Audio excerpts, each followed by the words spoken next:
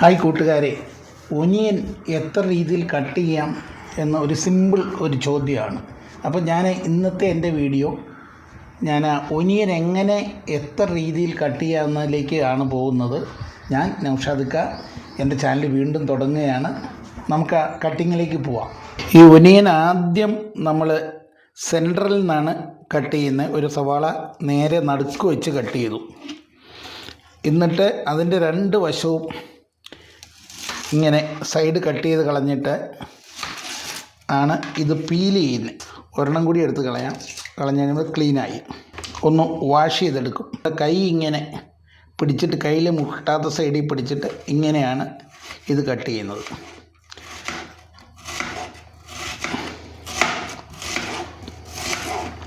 Cut ചെയ്യുന്ന onion നമ്മൾ പ്രധാനമായിട്ട് ഉപയോഗിക്കുന്നത് ഇറച്ചിക്കറികൾക്ക്, പിന്നെ ബിരിയാണിക്കൊക്കെ വറുത്തിടാൻ എന്നീ കാര്യങ്ങളിലേക്കാണ് ഈ ഒനിയൻ മെയിനായിട്ട് ഇതിലുപയോഗിക്കുന്നത്.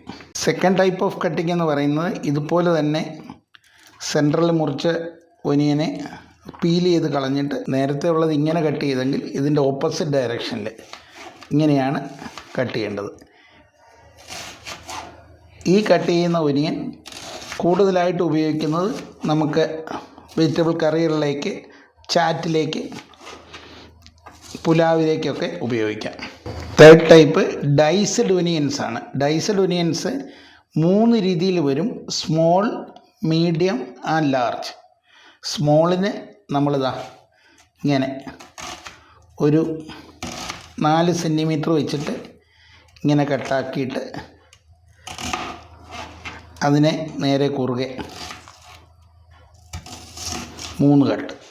ഇതാണ് ഡൈസ്ഡ് ഒനിയൻസിൽ സ്മോൾ വരുന്നത്. മീഡിയം വരുന്നത് ഒരു ഒനിയനെ 3 4 മാത്രം കട്ട് ചെയ്തിട്ട് അതിനെ കുറച്ച് വലിപ്പത്തിൽ. ഇതുപയോഗിക്കുന്നത് സാലഡ്സിലും റൈത്തയിലൊക്കെ ഉപയോഗിക്കുന്നതാണ് ഇത്. ഡൈസ്ഡ് ഒനിയൻ തന്നെ ബിഗർ സൈസ്. ഒരു ഒനിയനെ കൃത്യമായിട്ട് 3 4 ആയിട്ട് മാത്രം കട്ട് ചെയ്തിട്ട് കുറുകെ ഒരൊറ്റ കട്ടി. ഇതിനെ ഉപയോഗിക്കുന്നത് സാമ്പാറിലൊക്കെയാണ് ഇതിനെ ഉപയോഗിക്കുന്നത്. ഇത് 5ാമത്തെ ടൈപ്പാണ് ചോപ്ഡ് ഒനിയൻസ്. ചോപ്ഡ് ഒനിയൻസ് കറക്റ്റായിട്ട് ഇങ്ങനെ സെൻട്രൽ മുറിച്ചിട്ട് ഇങ്ങനെ ആദ്യം കട്ട് ചെയ്ത രീതിയിൽ 90% ഫുള്ളായിട്ട് കട്ട് ചെയ്തിട്ട് പിന്നെ തന്നെ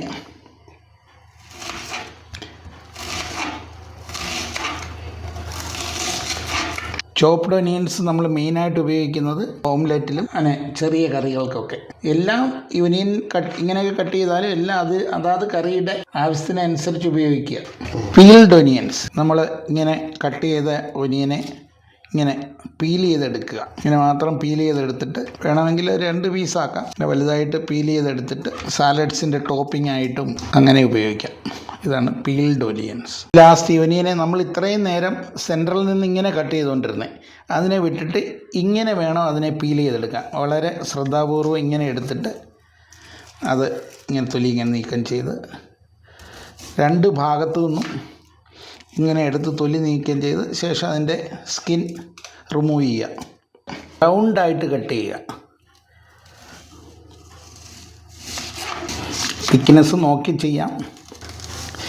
ഇത് മെയിനായിട്ട് ഉപയോഗിക്കുന്നത് നമുക്ക് ഒനിയൻ റിങ്സിന് സാലഡ്സിൻ്റെ ടോപ്പിംഗ് ആയിട്ട് അക്കമ്പനി ചെയ്യാനായിട്ട്, അങ്ങനെയൊക്കെയാണ് ഈ കട്ടിങ് ഉപയോഗിക്കുന്നത്.